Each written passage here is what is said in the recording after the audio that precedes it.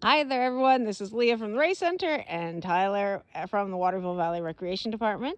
And now we are next to some flowing water. Yes, and it is still flowing. And the reason we are here is because we want to talk about those tops of the trees that came down in that ice storm of 1998.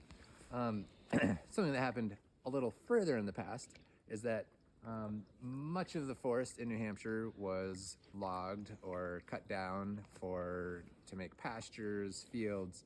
The turn of the last century, New Hampshire was roughly 15% forested, and now it is roughly 85% forested.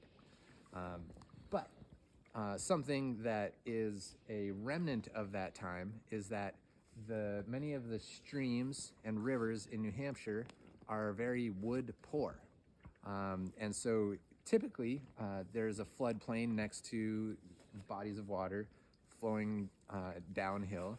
And when it overruns its banks, it runs into trees that slow its flow down, deposit sand, and collect downed wood and send it down. It lands in the stream bed here. And so like this tree that's across here, when there is more water flowing down here, that is an obstacle to that water, and that slows it down, and that makes this deposition. You can see that little pile of sand right there. Got it. That's a direct result of that tree being there. And so that the wood slows down the water and also creates habitat and makes the rivers meander a little bit more, or the creeks meander. And so New Hampshire is still dealing with waterways that have been channelized and have started to run straighter because there's been less of that wood and natural barriers to its progress. And so things like that ice storm actually added a lot of much needed wood to the waterways. And so, it's another way that things are connected.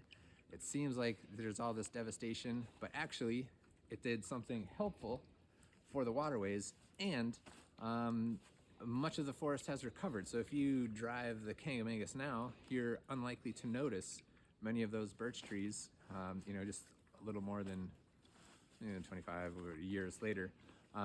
You wouldn't know that this area had been devastated by ice damage.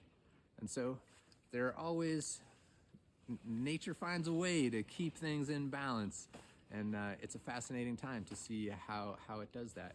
Right now, we are going to find a way to keep balance from this blast of Arctic air that's coming our way. It's a good, excellent hunker weather for reading about nature, perhaps. That's right. Thank you.